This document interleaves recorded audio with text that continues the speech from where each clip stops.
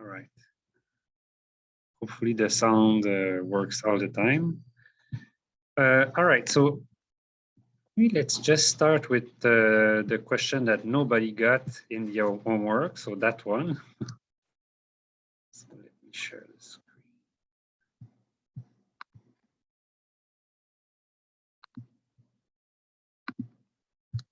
Okay. So yeah, a lot of people got the first. So this is posted online, so you can check it for yourselves. So this was mostly well received for many people. Yeah, so the way it's we solve for the utility function is yeah. I give many different ways of doing it, but essentially we get this demand function there, right? QF over QC equals 1 over PF over PC. So this we've seen this sort of demand many times. And then once we have it, then the question is find what's going to happen if you open to trade, if you don't open to trade. And then yeah, use the food and clothing at home. Yeah. So then what we have if we don't open to trade is we have this constraint QF ALF plus QC ALC equals 100, and our people work in the country, and then we can use this demand there, which so it gives us essentially a second equation. So demand equation plus constraint, and then you find that QC is going to be 12.5. So yeah, a lot of people got that. But then what became more complicated is when we open to trade. So many of you guessed that yes, what is Home going to do is to focus only on what was it? Only on food, and because that's where the comparative advantage is. But then what do you do with that as Home? Well, you can only produce food, but then what are you going to consume in the end? Well, it depends on what your tastes are again. So it depends on the utility function or on the demand function. So how do you find it? Well, you know that. So this is the situation before trade. And then we found that Home would consume here, I think, more or less. Then if Home focus all its production on food, then it's going to produce here 50. But then how do we know what Home is actually going to consume?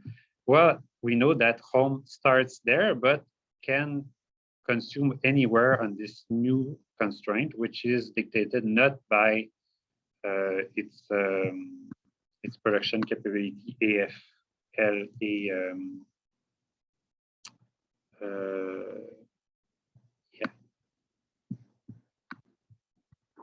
AFL ALC.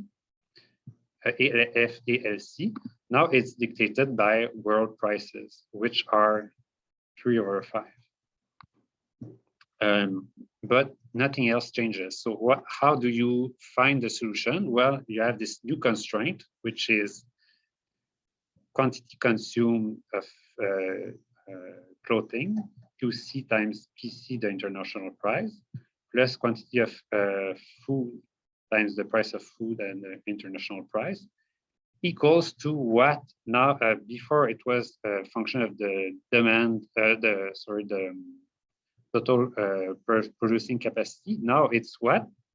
It's the total budget I can spend on either food or clothing, which it will be what you can just write is, okay, I know I'm going to produce 50 units of clothing. That's my whole production, and I'm going to sell it on the international market at the price PF. So that's your new constraint. And then how can you deal with this? Well, you can just you don't know what PF and PC are necessarily. You don't need to. What you have to know is what is the ratio there. So what you can do is just divide by PC everywhere. So you know that your new constraint is QC plus QF times PF over PC equals to 50 times PF over PC. And then you again use your demand, Ohm's relative demand, and you find that Ohm's Ohm's consumption is going to be a bit higher here. It turns out that it's going to still consume 25 food, but it's going to be able to consume a bit more clothing, I think. Yeah, in the end, 25 food, but clothing 15 instead of, I think it was 12 before. Yeah. So that's how you do it.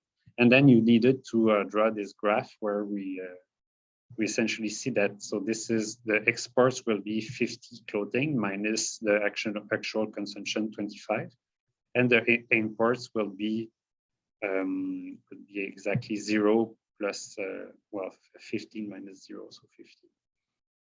Yeah. So and then you had to compute the increase in the living standards in terms of utility. There, most people found an increase in living standards, so I gave a good mark if you just use the numbers that you did find. So is that clear or confusing to you? So again, if you don't open to trade, then you use your home demand, and you use your production possibility frontier, which is a function of your technology, ALC, ALF. And then if you open to trade and you concentrate your whole production in, say, food, then you produce 50 food, and then you can sell part of your production to the world markets. And then what matters is the relative price at the world level. And then you can, again, use your home production. So anyways, ask me questions if you're not sure. Tomorrow, during the office hours, I'm going to just go over all of that again if some people show up at 3:30 on the stream. But yeah, well, yeah, online. Yeah. So I was there last week, but nobody showed up. So I'm always there, right? At 3:30, I always show up, but yeah, usually nobody shows up. If you have questions before the exam, it's time you to show up. By the way, if you have questions now, I can answer them for the exam. I did try start your writing the exam for next week. I'm going to have some questions that require some computation, but I'm not going to stray too far from the homework I've given you, because anyways, it's new stuff for you. You're not an economist as your first formation, so I'm not going to ask too complicated questions, but I do have to ask some math questions. Many questions are, normally I try to not overemphasize things that you just have to learn by heart in the class. But since I want to not emphasize too much on the math, then I'm going to emphasize more on this. So yeah, please remember the concepts. What is, yeah, things that we've seen, such as, yeah, details on world trade, things that where I've added some details in the slides. Yeah, some concepts. So just yeah, things that you would like to know as a trade economist without having to look it up. Yeah, and so my aim is to target an exam that's like maybe takes, I don't know, 2 hours maybe to write. But of course, I'm giving you the whole 3 hours. There's no point in having some small class afterwards. And that way, if it takes longer for you to answer the math, then you can be good with it. I can't tell you much more because I'm in the process of writing. So, questions or? So of course it's in class, it's on paper. I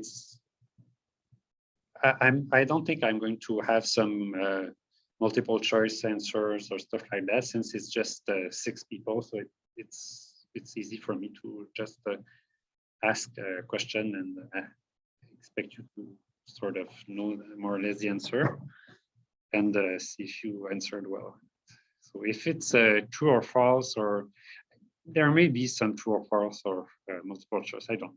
But normally I try to avoid them, because then it's like if you more or less understand, but you make a small judgment error, then you have 0, and I can't give you some points.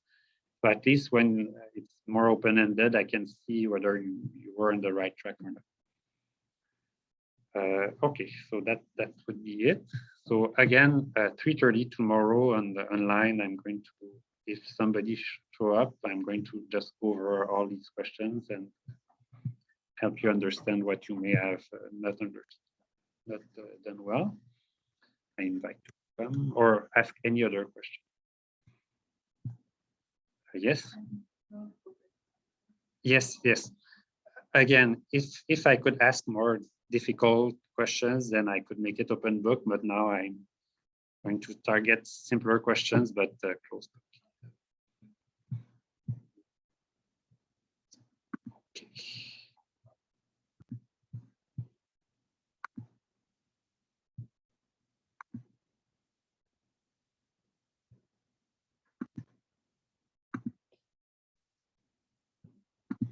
Yeah, so it's hope it's definitely feasible for everybody. The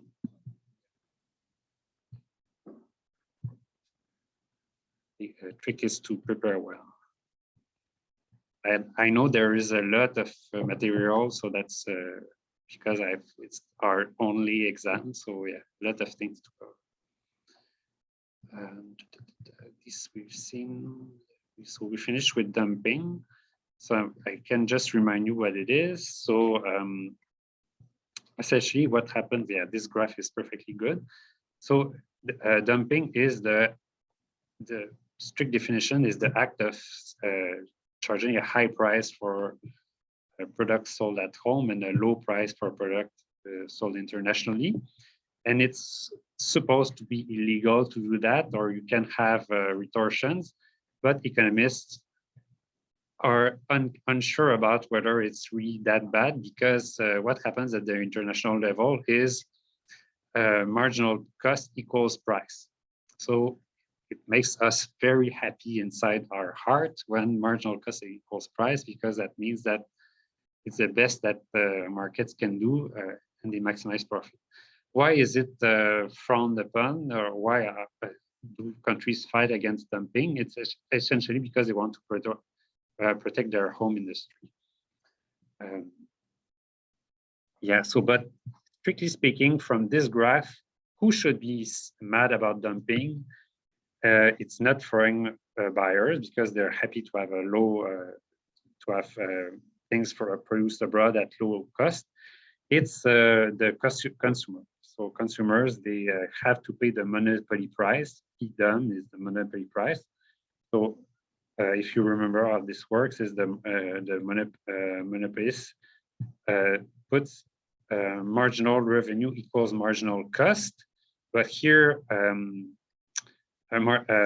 here you don't hit the marginal cost, you hit the, because you know that you can at least get the international price. So what you're going to do as a home producer is set marginal revenue equals international price, and then you're able to so essentially have a huge markup on the international price for your domestic market.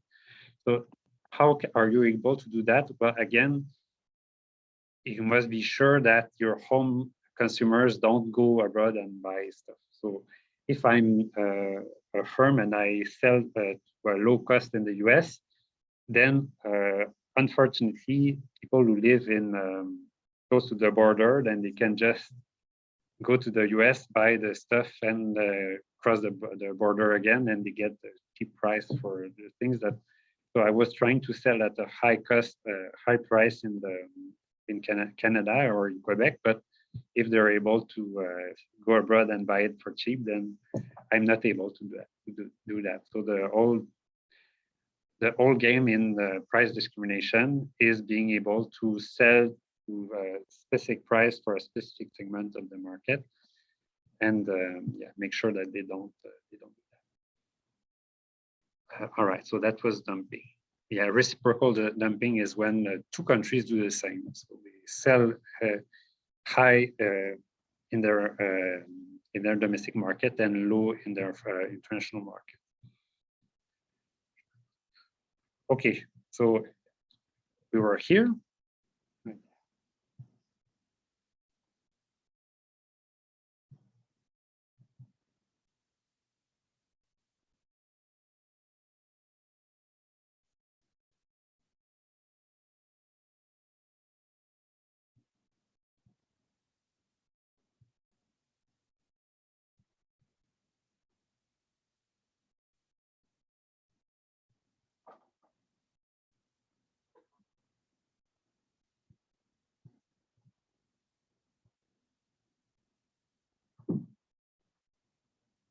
Yeah, that chapter is very long.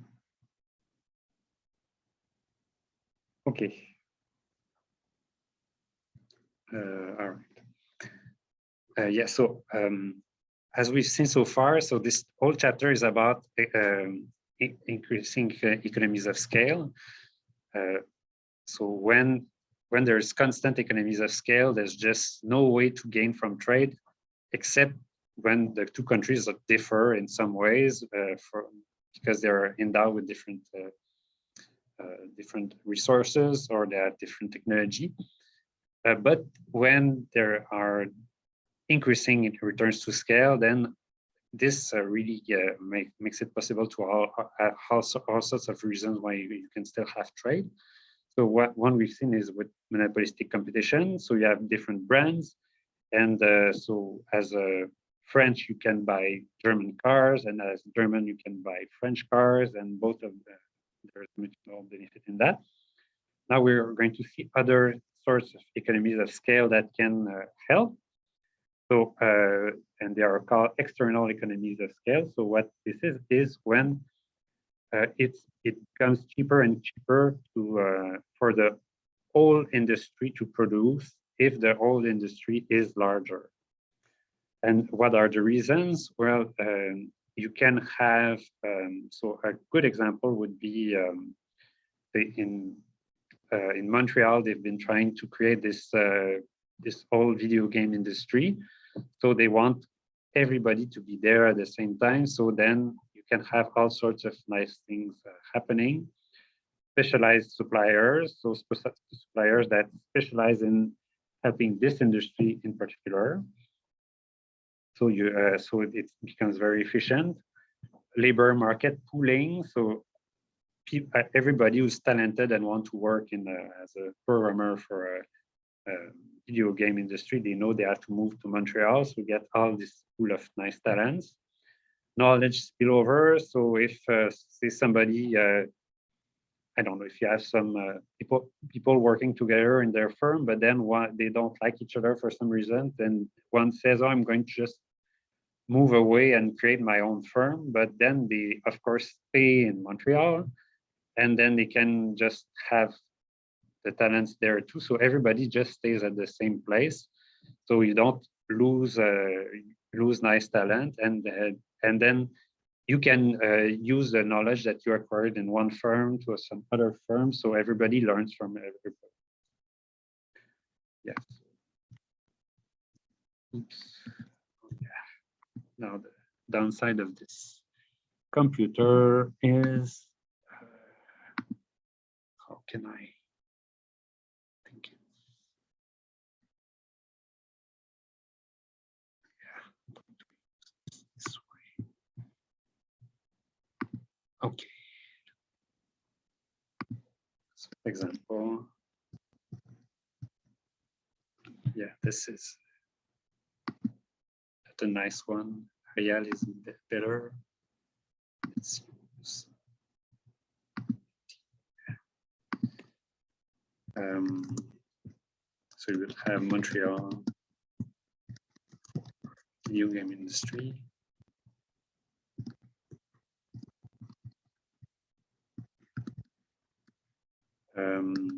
A very good example is Shenzhen, computer stuff.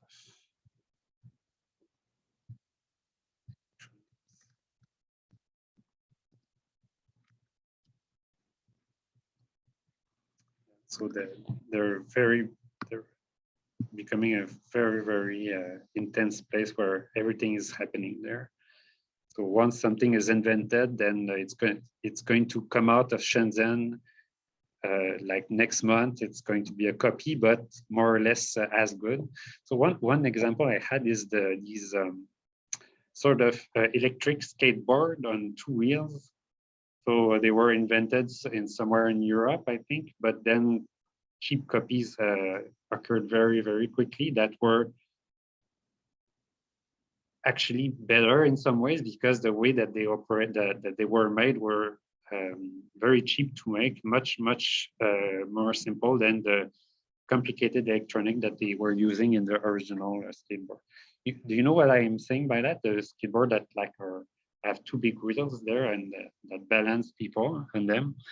It's a very good way if you want to hurt yourself and break an arm. But yeah, all the kids, that's what all the kids wanted to have like 5 years ago. So. Yeah. Specialized suppliers. So in many industries, the production of goods and services and the new products requires specialized equipment. So if you don't have a large enough production volume, then it's not worth it to produce it. But if you have a large enough production volume, then it's good. Individual company does not provide a large enough market for these services to keep the suppliers in business. So you need a very large chunk of companies. So if they are all at the same place, then it's good. So yeah, they provide a large enough market. So phenomenon was, yeah, another very good example is Silicon Valley. So now everybody wants to reproduce Silicon Valley. Not easy to because they have a very big head start. But yes, if California becomes too expensive, so maybe people are going to move elsewhere. So Texas nowadays is becoming good for.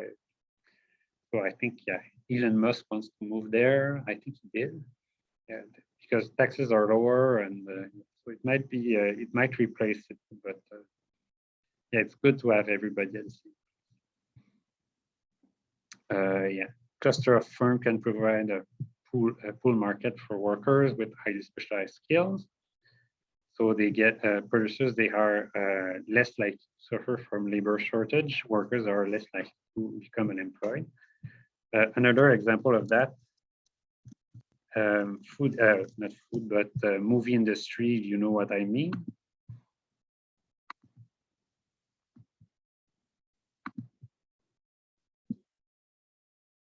In the movie industry, an example of this.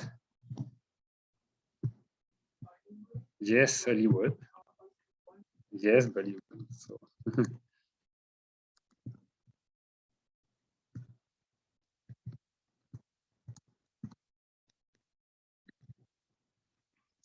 So yes, if you're an actor and you're ambitious, then just go there.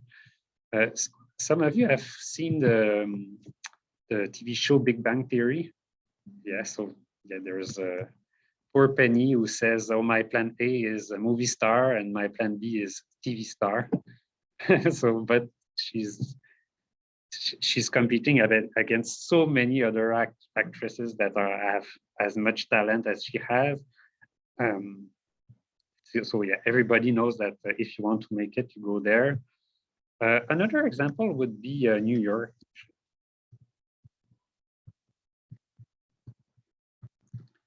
So if you're ambitious and you want to be rich, then that's where you go. problem is sometimes you have too many people.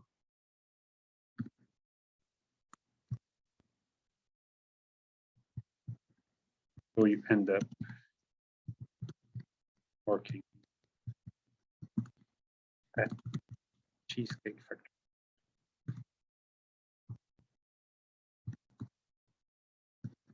Yeah, so you end up working in the service sector. So yeah, that's the downside. It's just you're competing against the best, so there's a high chance that you don't make it, and then you're overly qualified service worker. Still, there's nothing wrong with working at the Cheesecake Factory, but that's not plan A. So, yeah. Knowledge spillover. So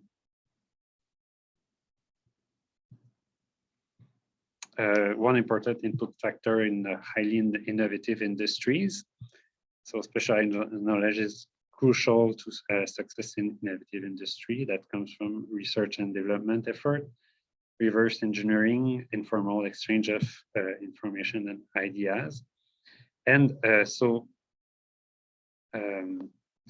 nowadays, I would say it's with Zoom and everything, it's not, yeah. So yeah, caveat. With Zoom and other communication.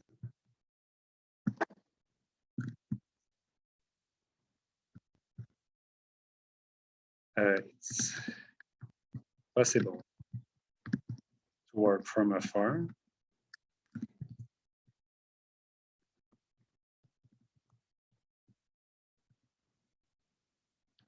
But still, so no substitute, but perfect substitute.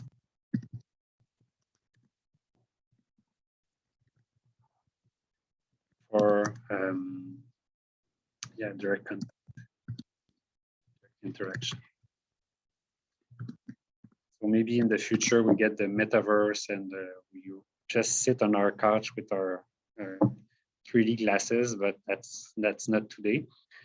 So it's still better to have many talented people working together. So talented.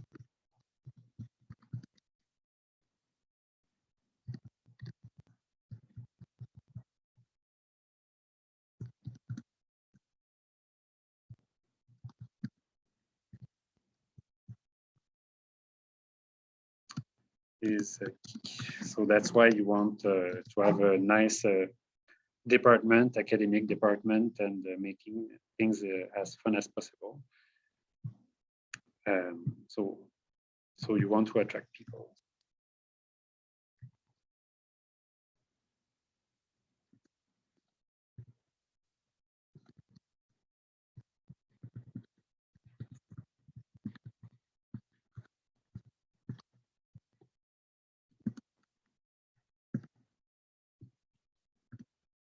Yeah, by giving good working conditions. Example of that was one of the first was Google. So they wanted to create this campus-like atmosphere where you can just go and have very good food and chat with your coworker and have baby food. And essentially, it's more fun than at home, so that people would just stay very late and work very late in their job. Yeah, so that's the goal, to create this knowledge spillover where everybody can exchange ideas. And some people say that so the great revolutions happen not because of one person, but really because of a collaboration of people together. So you can think of as like cities in the past. So some people say that, so for instance, Italy in the Renaissance, or even when the US was founded by very, very smart people who came there to be free of of tyranny, essentially. So again, it's all about collaboration and exchange of ideas. So, so it's good to have all these people concentrated in one place. And if you're just by yourself somewhere, maybe you can do it, but it's easier to have your co-authors with you.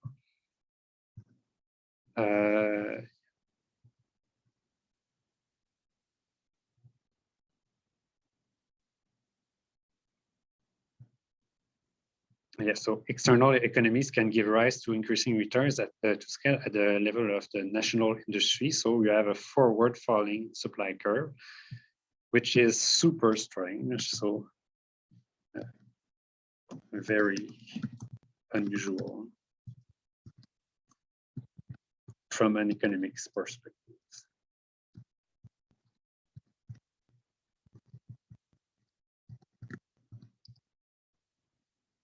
Because we always expect supply curves to be upward sloping. So if you produce more, then it costs, it must at least cost the same or even more per unit. But yes, if at the market level, you're able to have economies of scale, then it's possible that actually your supply curves is downward sloping, which creates all sorts of strange situations. Sorry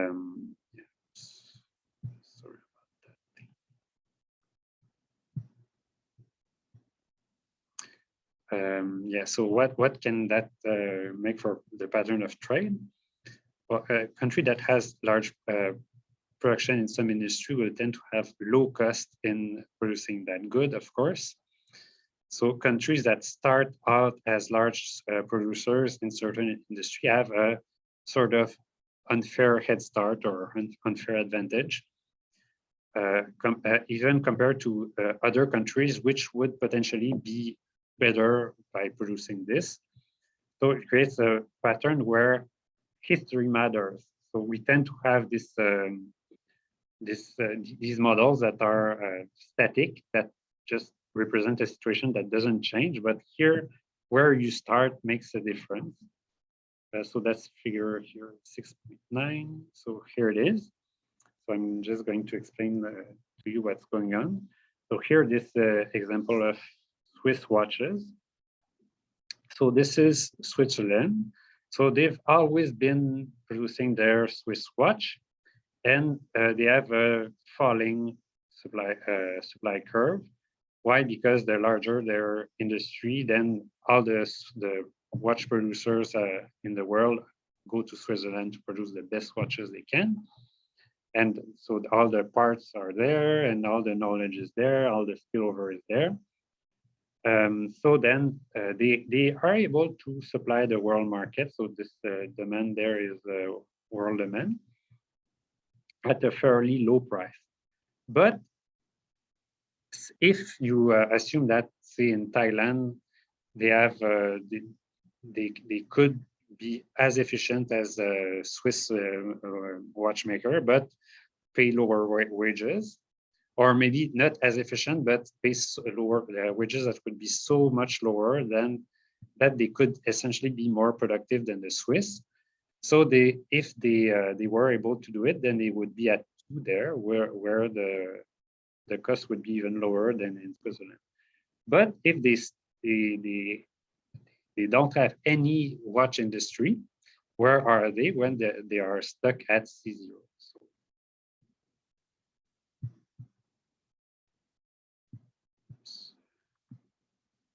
So, yeah.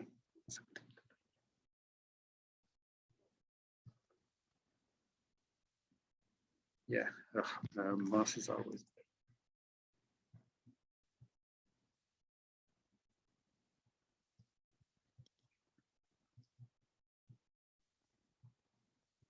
So stuck at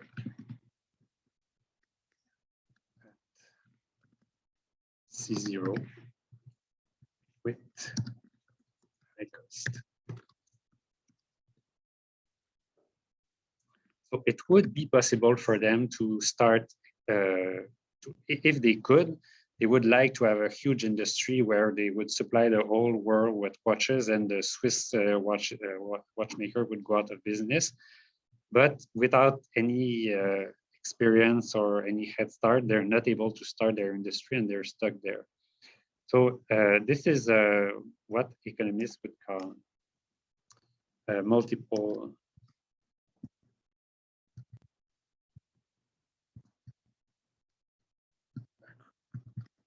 equilibria.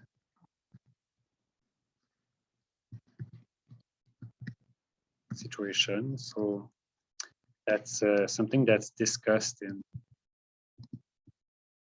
in development economics.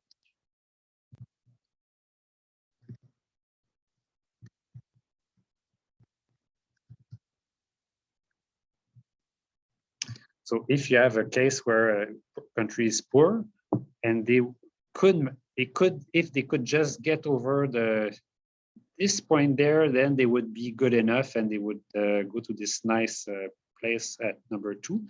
But since they're not over this this barrier there, then nothing happens and people stay poor. So that's not easy to show empirically that this may be the case, but it's possible if we look at this to imagine that this would take place. So that would be that simple model would explain it in some way.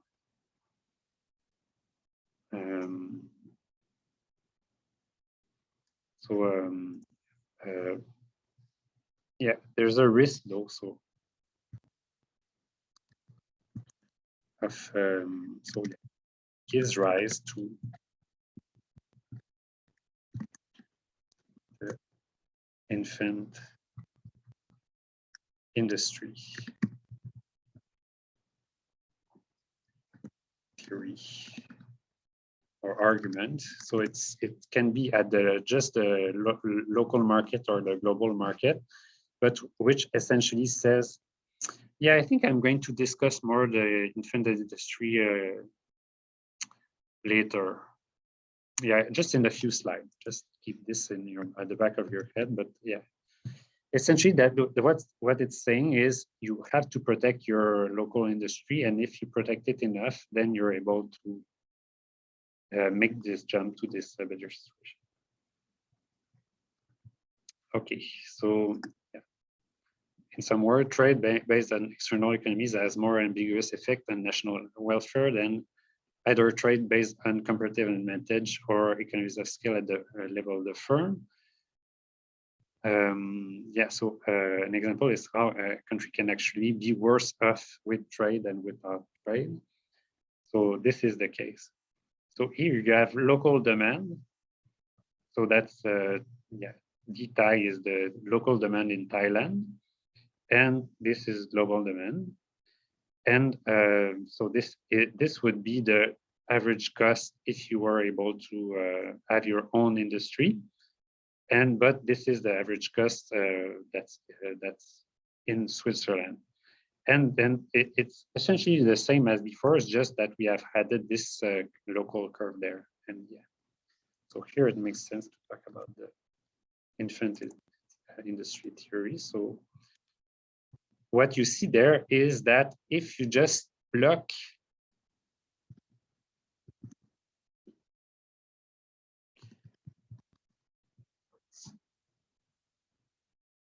from Switzerland,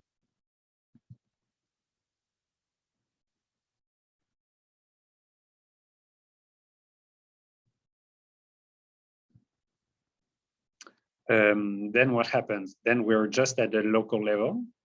And at the local level, you have the local demand and local supply.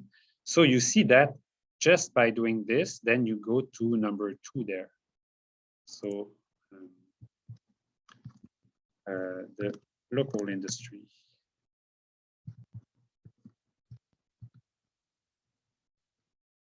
is able to rely on local demand and have enough production volume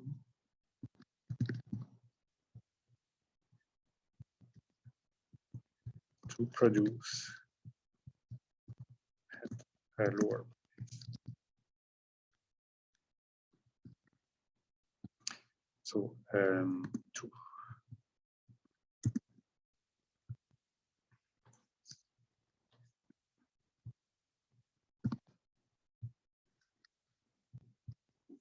Yes.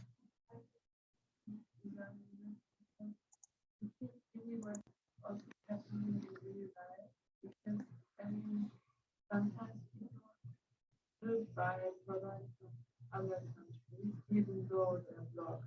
So the demand is below price from the So people still buy from foreign countries, even though there's a tariff, for instance. Yeah.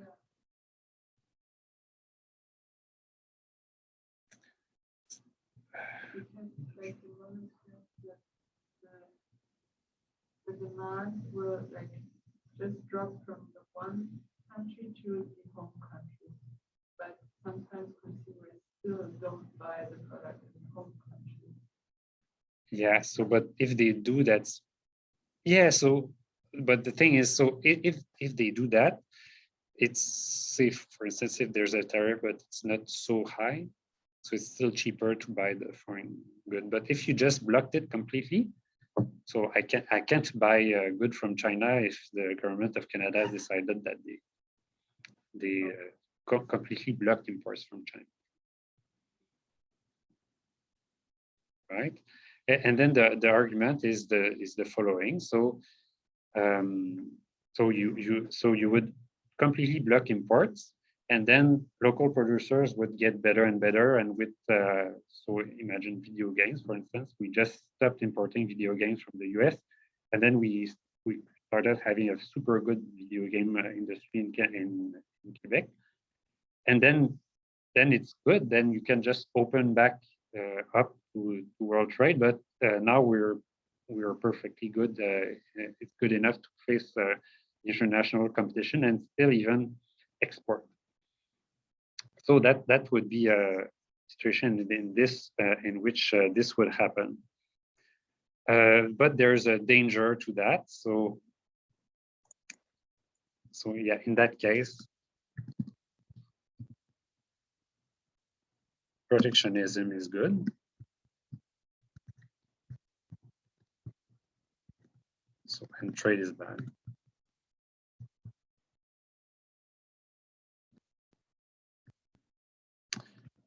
But there is a danger to that. So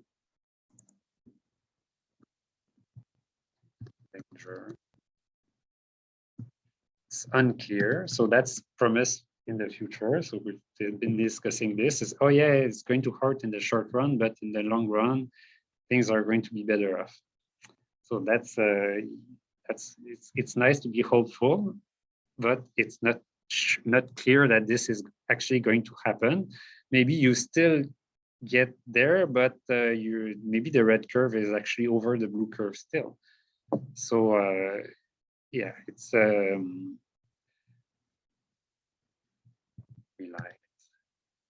on the hope that your local industry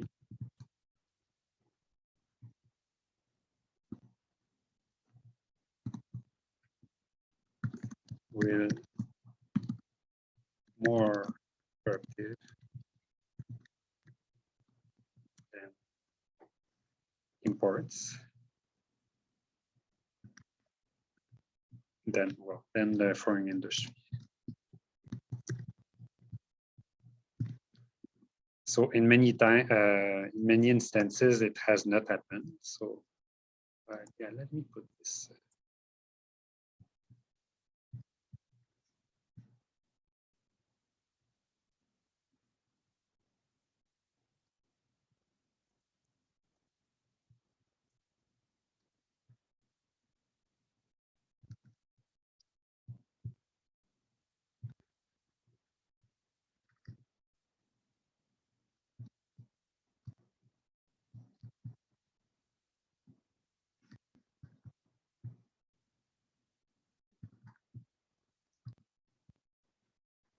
Yeah, which has proven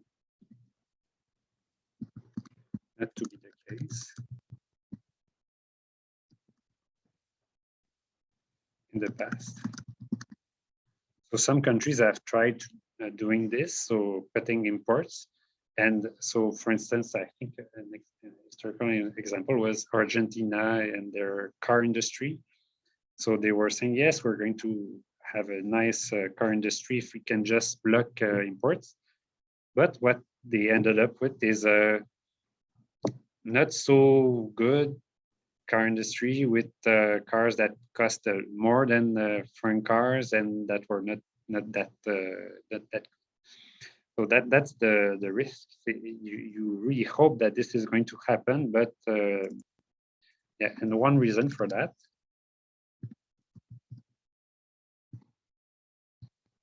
So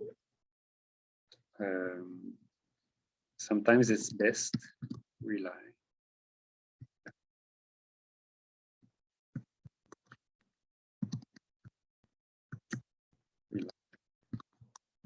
on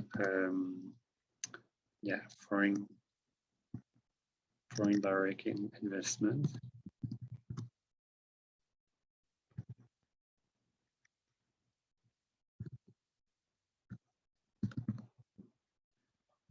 And technological transfer.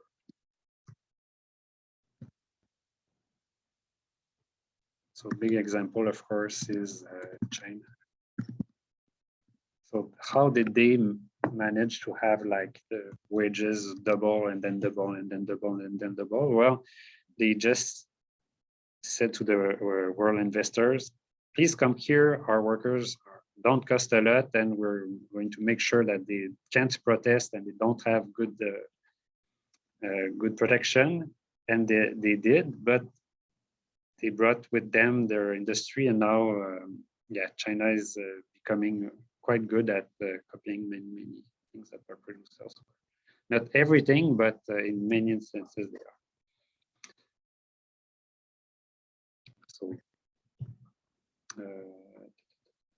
dynamic increasing returns. So this is again the question of time. So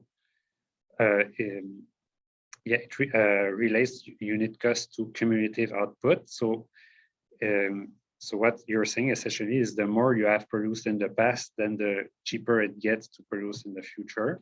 Again, time is important. So it's downward sloping because of the effect of experience gained through production and costs. So that's Switzerland is a good example. So they have been making watches for ages, for more than a century. So they're very, very good at it. In that case, when costs fall with cumulative production over time, then rather than with current rate of production. So here, it's not that you could instantaneously be there. It's you could be there, but you would have to wait like 50 years or 100 years to get enough production going to eventually get to this point, which makes total sense. So if that's the case, then you have to endure high prices and low quality for a long time before you get to yeah. Yeah. So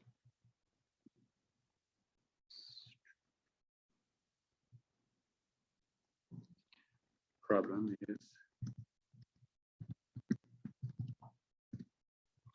must wait long to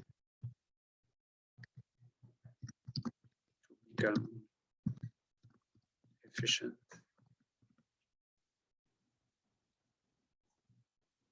Oh yeah, one other aspect I wanted to talk about.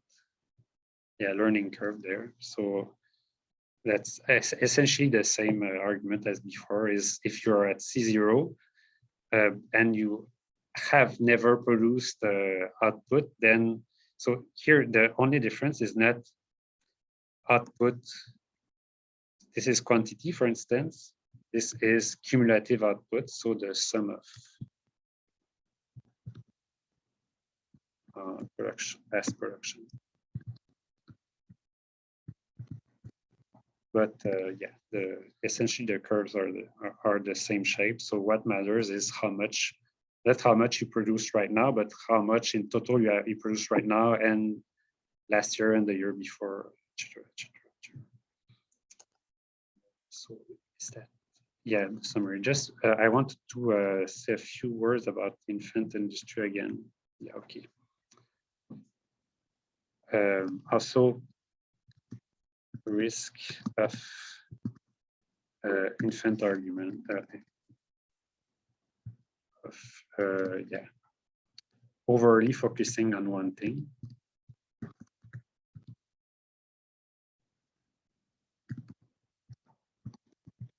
One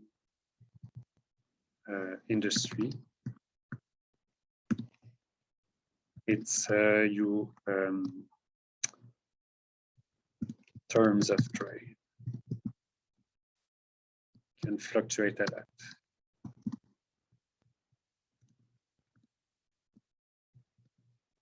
So if your whatever you choose to produce is has a very high supply in the world, and you're good, but if for some reason it goes down, then you're very, very bad. So yeah. If high prices for specialized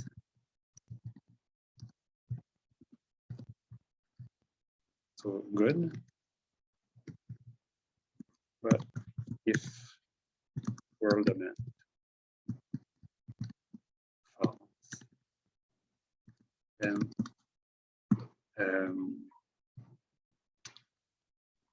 terms of trade fall.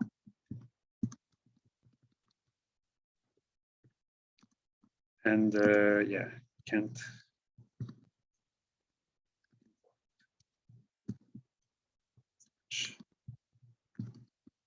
So a good example of that is, well, I don't know if things went wrong, but yeah, so I think it's Madagascar with palm oil. So they're trying to convert the whole island to palm trees, basically, and for this, it's good, I guess, if palm oil is precious, but if somehow the industry invents some substitute for palm oil, then you're in a very bad shape because you have just cut your whole forest and you have very little to show for it. So that's always a risk to. Another example is, yeah, tea or coffee or banana. Yeah, banana. So you have epidemics. So some countries that have focused their industry on banana, and then there's a pandemic of banana that makes the whole harvest very bad, then you're stuck. So that's a risk that you have to take into account. So we would like to operate in perfect certainty, but it turns out that yeah, things are always unsure. Okay, so I'll stop here for this chapter. So yeah, there's a summary, you can read it. That's just a summary of everything we said so far. Okay, so yeah, if you want to have to see it, to understand how you had to do the homework, then come today for office hours. Don't come tomorrow for office hours. And yeah, otherwise, you can ask me questions before they. All right. Okay, so I see you next week.